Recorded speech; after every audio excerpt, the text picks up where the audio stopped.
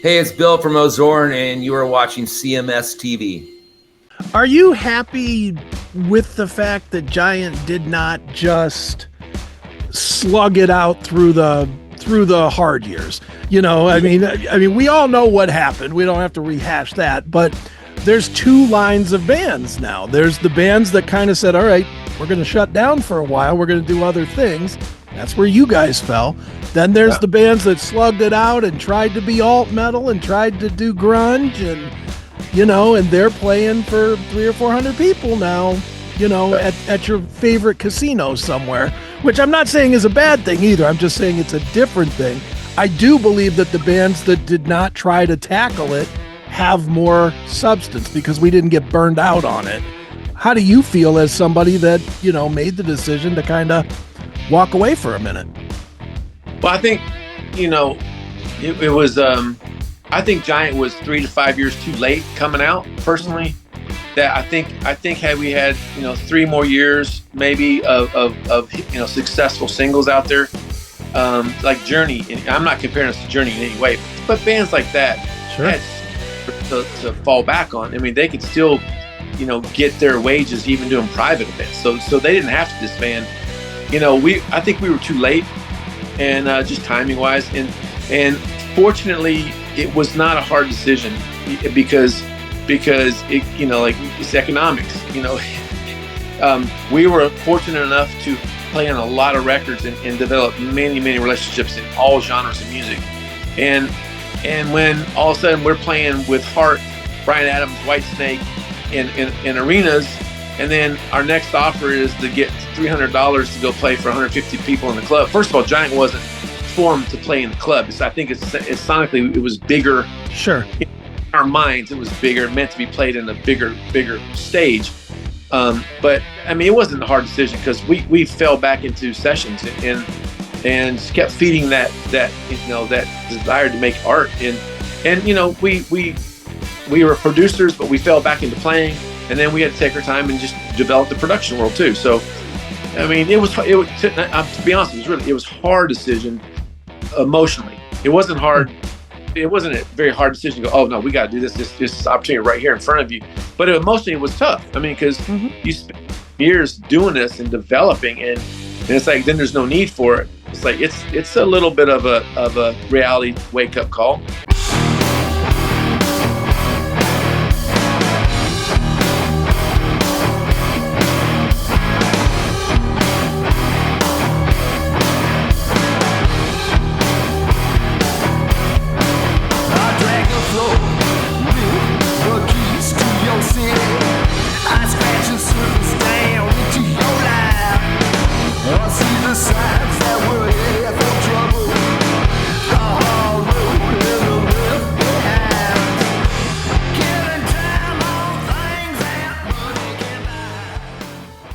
Chris Akin Presents, and I, of course, am Chris Akin. And today on the show, we are digging into one of the better records that has come across my desk this year. It is Stand and Deliver. It is the band Giant. They are back. Great sound to this record. Stupendous production, which we will get into shortly. But here to talk all about it is the main guy from Giant himself, Mr. David Huff. David, how are you, man? Chris, I'm doing great, man. Thanks for having me on, man. Appreciate the kind words too. Absolutely. Well, dude, you make it easy. I don't have to lie and say, "Oh, this is terrible." No, this is a great record. I don't have to Venmo you right now for a compliment, right? Right. I appreciate it. Well, seriously, David, in all seriousness, I love this record, man. It's what I expect from Giant, first of all, but not boring to where it's what I expect from Giant, if that makes any sense. It's fresh, but new. It's Giant 2.0, like, well, obviously different lineup, and like I tell other people and fans when I talk, it's like, Giant's evolving. We change members, but we still want to keep some of that DNA, how we started the band. And so, yeah, man, it's fun. I mean, we get a lot of support from Serafino at Frontiers. I mean, he just won't let the band Giant slip away. I mean, it's pretty cool. I gotta give him a lot of credit. It doesn't suck at all to have the billionaire in charge of your label liking what you do, right? Exactly. Well, man, let's dig into this record, man, because there's a lot to talk about. I mentioned it in the introduction, but before we even really dig deep into it, I just want to talk about the surface level and talk the production. This record, and I don't really say this a ton, but I'll say it for your record. If you listen to this in headphones, this is head and shoulders a different experience than if you listen to it on speakers. It's really got a lot of layers to it. It's thicker than I think people will give you credit for, but talk a little bit about that because the production on this thing is just stunning, man. It's really great. Well, I mean, we try to put a lot of ear candy in records. My brother and I, Dan, grew up in the studios and we got to work with some of the best producers in the world. I mean, I can't even name the list, but we were musicians on these big records, and as we were playing on these records, we just would watch these producers and these engineers and go, and how are they doing that? So and you learn over the years, you learn by asking a lot of questions and mimicking. That's kind of what we do. You mimic people that you're inspired by, and you make it a little bit different. But yeah, I mean, the production was done by committee. I don't know if you or the listeners understand how we had to make this record, because Jimmy and Kent are both in Sweden and Finland. So, right. And so we made the record via Zoom. We did a lot of Zoom sessions and a lot of talking and so yeah, I mean, we had a vision from the very beginning, kind of what we wanted to go for, and not to get ahead of your questions, but we really did a deep dive on songs and felt like that would be a really good place to start, to go back to some of the songs written during that time when Giant was incubating, and really starting. And we found some unhidden diamonds, that was like, oh my gosh. And this really was the essence. And that really helped set the tone for the record and production. Sure. Now, let me ask you about digging back and finding some classic tracks that had not been used yet. Like you mentioned just a little bit earlier, it's a new lineup, so it's kind of 2.0. Was there any apprehension of bringing some of the 1.0 into 2.0?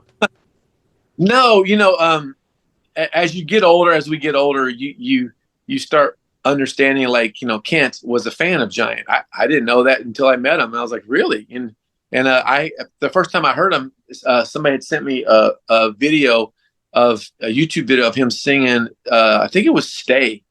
I think it was "Stay," one of those Giant singles. And I was like, wow. When we were trying to replace Terry Brock and because Terry's schedule wouldn't align with ours, and I heard his voice. I'm like, out of a handful of singers, really good singers, I'm like, this guy is special. He can handle, because he's kind of got the soulful rock thing like Dan had, and. Mm-hmm. And John Roth is a great friend of ours, dear friend. We worked with him for years, and his schedule didn't align on this record. It's just all scheduling. There's no fallout. I mean, we love Terry, love John, and it was just timing, right? So we got Serafino called me and said, "Hey man, I got a guy that you probably should listen to." I said, "Okay," and it's Jimmy. I was like, "Oh my gosh!" I won't say what I said. I'll say, "Oh my," and save you the beat. But but his playing is just masterful, and you can't replace Dan Huff in any way, shape, or form. In any as a singer, as a writer, as a guitar player, as a human, right? We're best friends. We work together every week since high school, so it's been a long time since high school. Sure. But the same thing, like all these bands, like Van Halen, David Lee Roth, and Sammy Hagar. It's like I love David Lee Roth and I love Sammy. It's just different bands, just different. They kept the legacy going, and it just sounded different. So no, we weren't nervous because Jimmy and both Kent had some appreciation for Giant.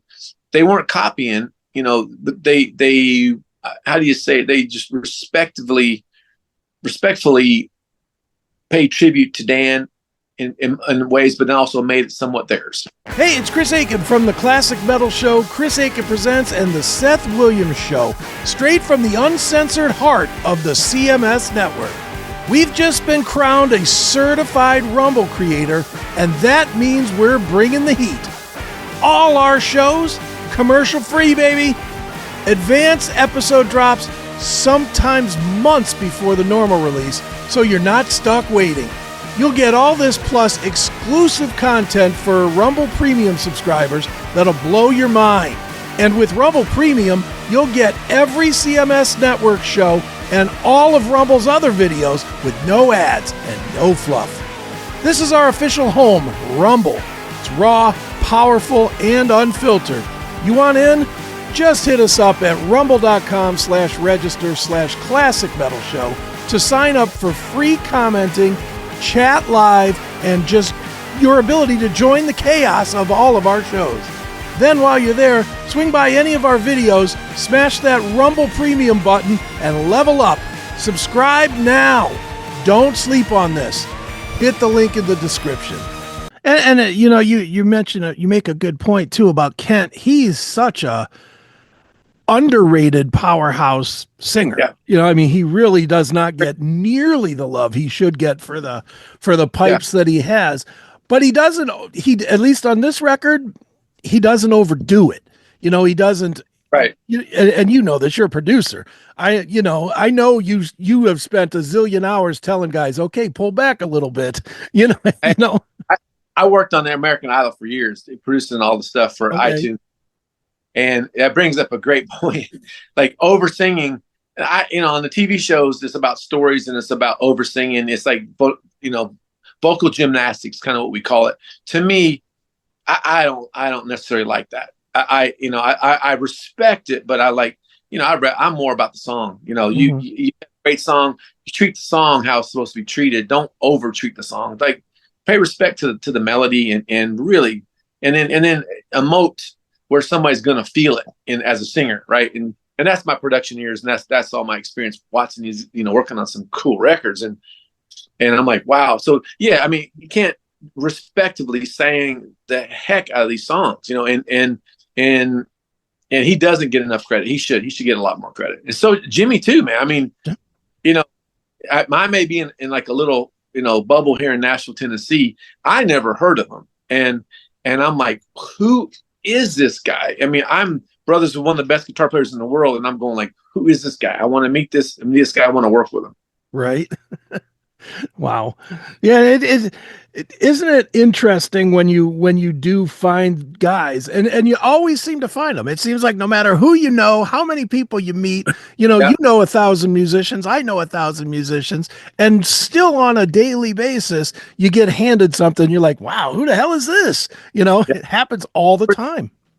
Very much so. There's so much talent out there in this world. And as a producer, it's one of my greatest, I won't say pleasures. It's just one of the greatest gifts that you keep unearthing, uncovering these gems out there, these singers, these artists, these writers, these players.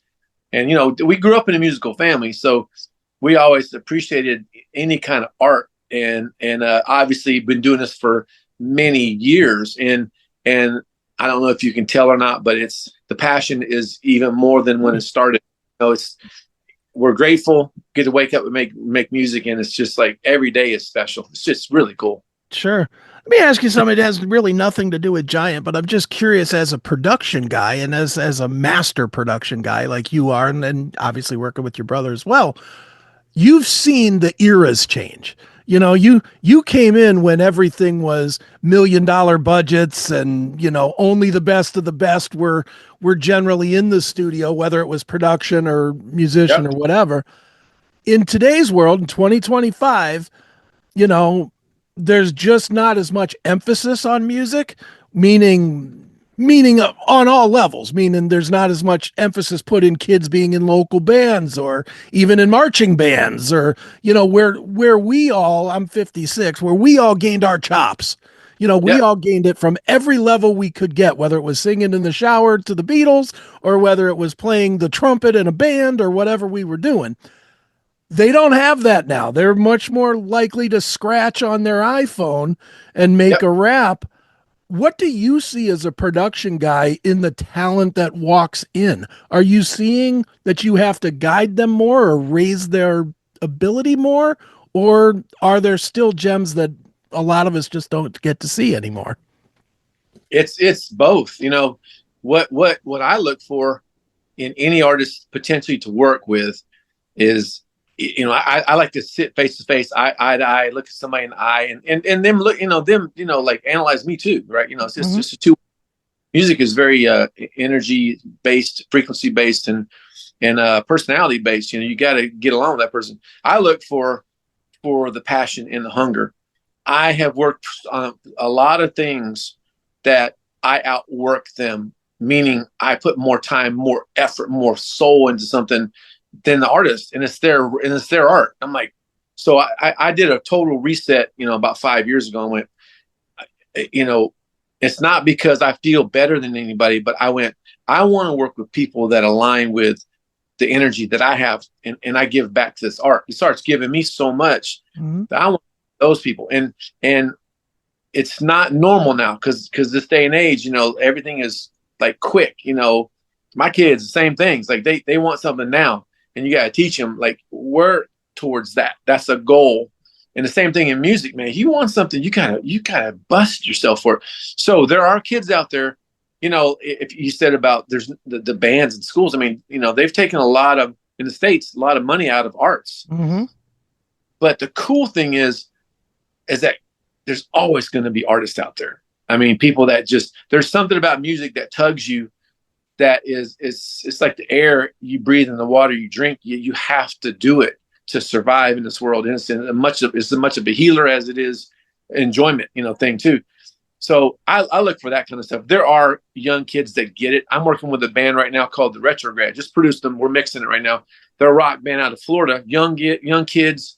They're kind of like if you mixed up Black Crowes, Kings of Leon, and My Chemical Romance. You mix them all in. So good, young.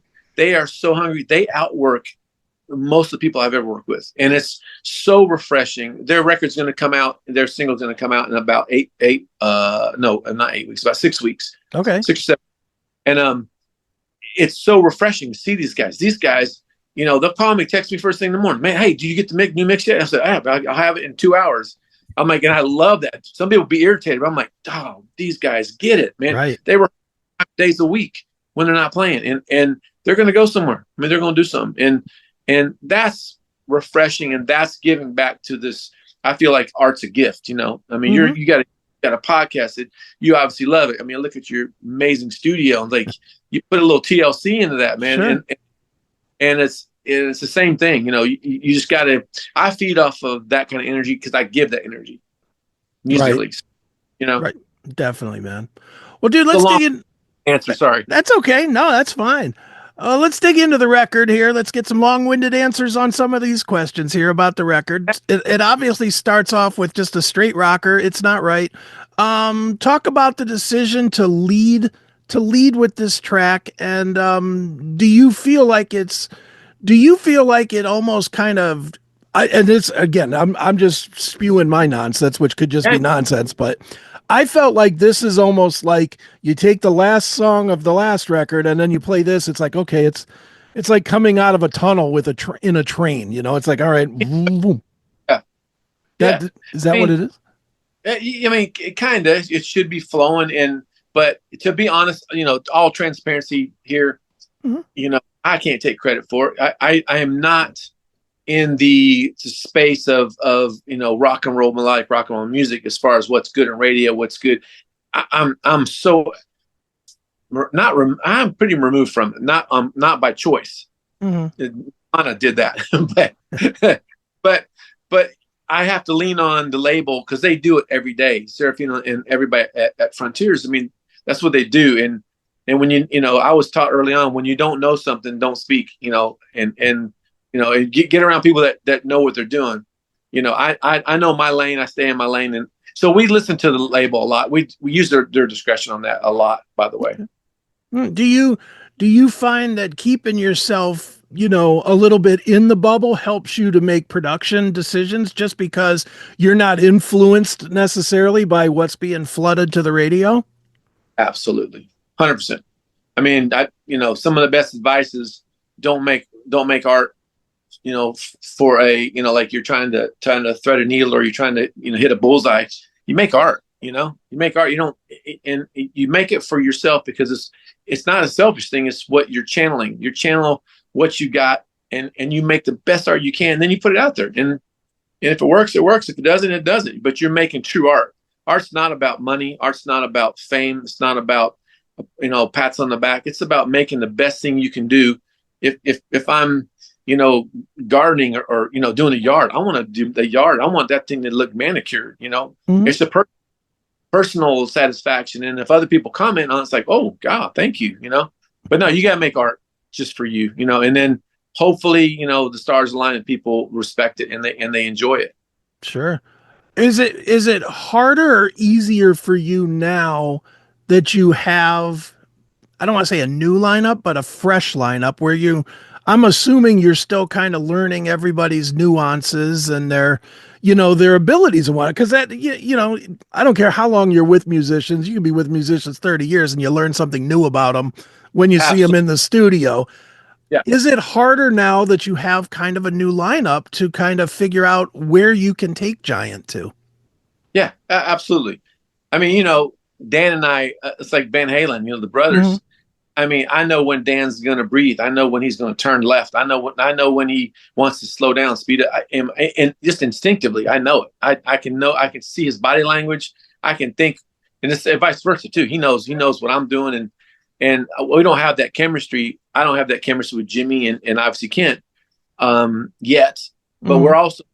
we're also not in the same room making these records. So it's a different challenge. It's actually, I don't look at it as a negative. I look at it as a challenge. Like, oh man, this is cool. Let's learn each other, how we can use technology and watch each other's tendencies and you got to get to know somebody, their personalities, right? Because, Mm-hmm. me, it's like, I work so hard, but I love to have a good time too. So it's a good balance.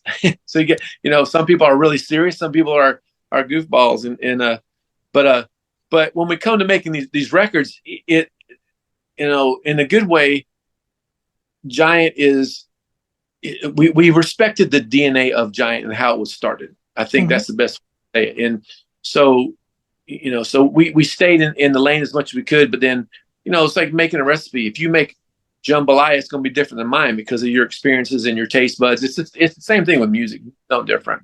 Sure. Are you happy with the fact that Giant did not just slug it out through the hard years? I mean, we all know what happened. We don't have to rehash that, but there's two lines of bands now. There's the bands that kind of said, all right, we're going to shut down for a while. We're going to do other things. That's where you guys fell. Then there's the bands that slugged it out and tried to be alt metal and tried to do grunge and, and they're playing for 300 or 400 people now, at your favorite casino somewhere, which I'm not saying is a bad thing either. I'm just saying it's a different thing. I do believe that the bands that did not try to tackle it have more substance because we didn't get burned out on it. How do you feel as somebody that, made the decision to kind of walk away for a minute? Well, I think, it was, I think Giant was 3 to 5 years too late coming out personally. That I think had we had, 3 more years, maybe of successful singles out there, like Journey, and I'm not comparing us to Journey in any way, but bands like that Sure. had to fall back on. I mean, they could still, get their wages even doing private events. So they didn't have to disband. I think we were too late, and just timing wise, and fortunately, it was not a hard decision because it, like it's economics. We were fortunate enough to play on a lot of records and develop many relationships in all genres of music, and when all of a sudden we're playing with Heart, Bryan Adams, Whitesnake in arenas. And then our next offer is to get $300 to go play for 150 people in the club. First of all, Giant wasn't formed to play in the club. I think it's sonically, it was bigger. Sure. In our minds, it was bigger, meant to be played in a bigger stage. But I mean, it wasn't a hard decision because we fell back into sessions and kept feeding that desire to make art. And we we were producers, but we fell back into playing, and then we had to take our time and just develop the production world too. So, I mean, to be honest, it was a hard decision emotionally. It wasn't hard. It wasn't a very hard decision to go, oh no, we got to do this. This is opportunity right here in front of you. But emotionally, it was tough. I mean, because you spend years doing this and developing, and it's like, then there's no need for it. It's like, it's a little bit of a reality wake up call. Sure. All right, I'm going to put the $1 million. It's really not a question that's able to be answered, but I'm going to put it out there anyway and see if you have a try at it. Okay. You've obviously been a musician at least 40, probably more years. You've obviously been a production guy 30 plus. You can only keep one. Which do you keep and why? A production or musician? Or playing, yeah. I'll produce any day. Okay. I mean, I love playing. I have 2 kits set up in my house, and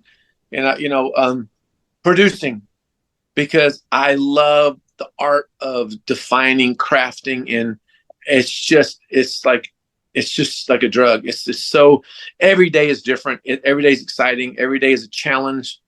I love working with people. I studied in college. I went to college 2 years and didn't study music. I was already making music and studied business and psychology. And it was the coolest thing ever, because I love people and I love trying to figure out what makes, each artist tick, like find out, their buttons to push and which one's definitely not to push. So it'd be production, man. I'm 100%.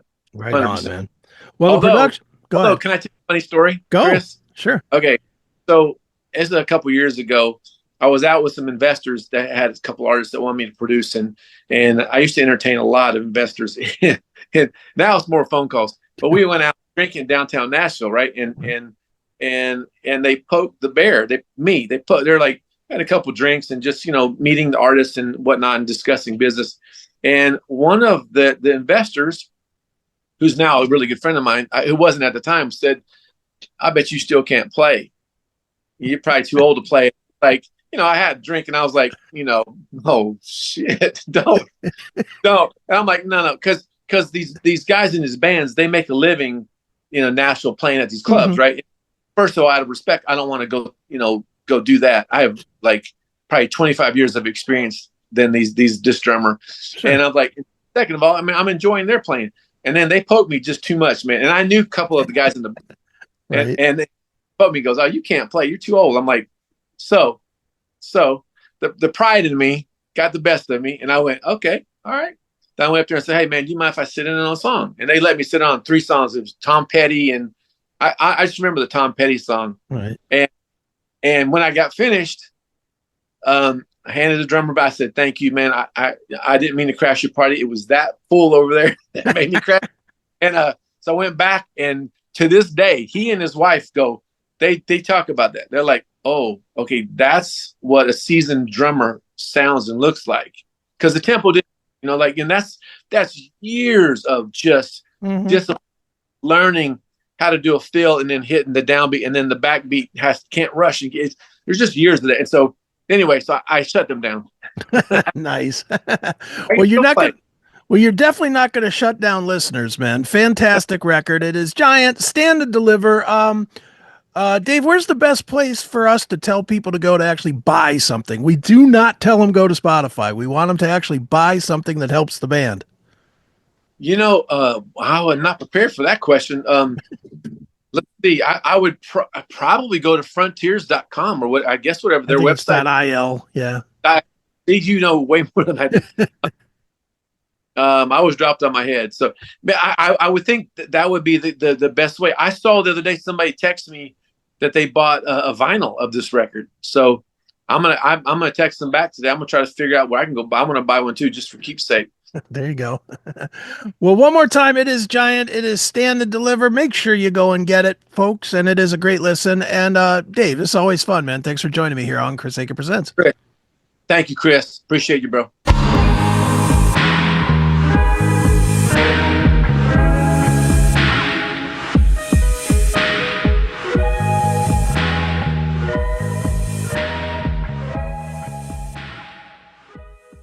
Welcome to the ultimate experience for hard rock and heavy metal fans. Introducing the CMS Locals VIP app, your #1 destination for all things on the CMS network. Dive into the Classic Metal Show, Chris Akin Presents, Seth Williams Show, and more, all in one place. It's free to get started or elevate your experience with a subscription for just $4.99 a month. Go commercial-free, get advanced releases, and enjoy exclusive bonus episodes. Plus, it's the prime spot to chat with like-minded fans who love raw, uncensored commentary. Are you ready to rock? Download from your iOS or Android store, search for the CMS network, and join the community now. It's free, it's easy, and it's the best way to keep our shows with you every single day. Install the Locals.com app today and follow the CMS network.